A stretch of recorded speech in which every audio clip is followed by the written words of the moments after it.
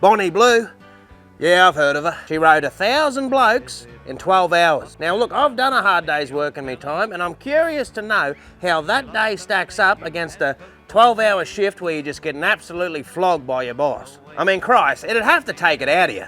I mean, well, in you, in this case. I mean, women get sore at the best of times. I mean, just like blokes that can't drive their gear, some women, they're just not cut out for riding. Because you do run into the odd woman that is sexually the equivalent of, say, someone who gets anxiety about doing a speech on sports day, you know what I mean? You're sitting back listening to them and you just know within yourself they're not going to be the next Bert Newton, you know what I mean? Just like some women, they're not going to go on to be Jenna Jameson. So it goes to show that not all trout holes are made equal. I mean, instead of looking for the negative, I reckon we should be appreciating the rooting athleticism of something like this, you know? Because it's feats like this that separate the Shane Warnes from the local cricket club. This is the kind of thing that gives you a campaign to form a new Olympic sport. Not to mention that rooting 1,000 blokes in 12 hours, that was a world record. Christ, if I could do my life over again, I'd become one of those fellas that has to verify the Guinness World Records. I mean, what a job. You've got a fella there eating an entire plane, and you've got to make sure he gets the last bit of that black box down his gob so the record's legitimate. And then the next day, you could be standing there with a clicker,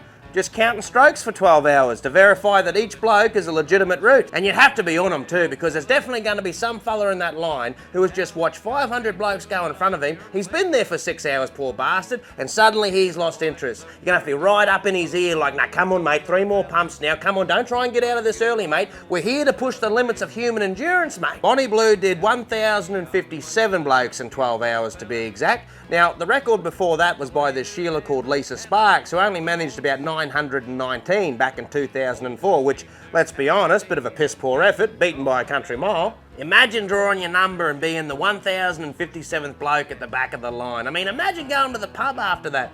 Oh, how you been, Jim? Oh, flat out, mate.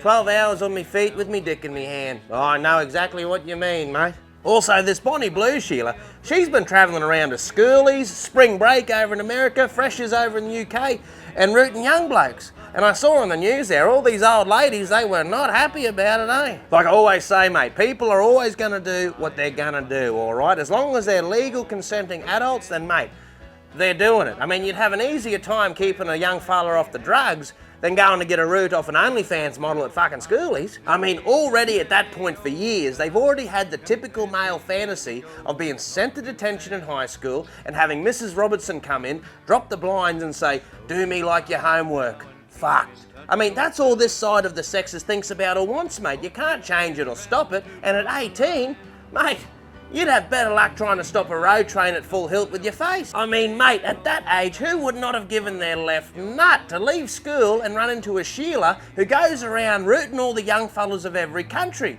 I mean, she sounds like a rootin' Robin Hood mixed with a modern-day Mother Teresa. And if that gets out and destroys little Timmy's chance of becoming a Supreme Court judge, well, we all got to live with our choices. All other people can do is be a guiding hand. And you know what? If I was getting sentenced by a judge who had done that, I'd probably have a bit more respect for it. But I am a hypocrite, because if it was a bloke going around doing the exact same thing, well, let's just say castle law would be in effect outside the castle. But it's always been the thing when it comes to this debate.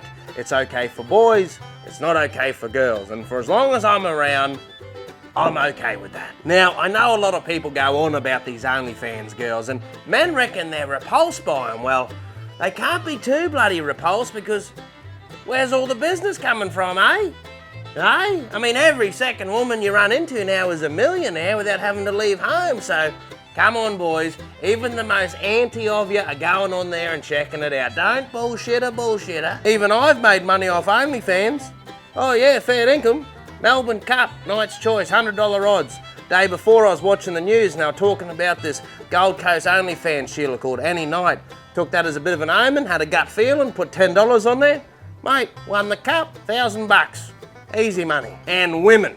There is no one worse to other women than women.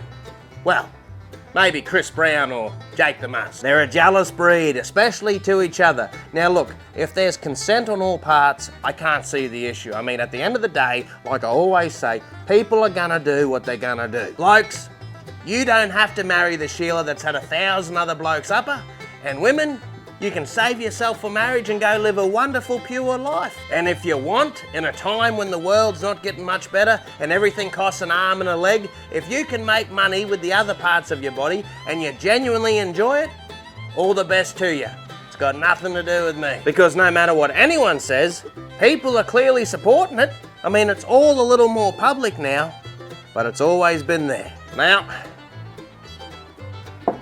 if you'll excuse me, I gotta head home and look through some old boxes and see if I can find a VHS from 2004. Catch us.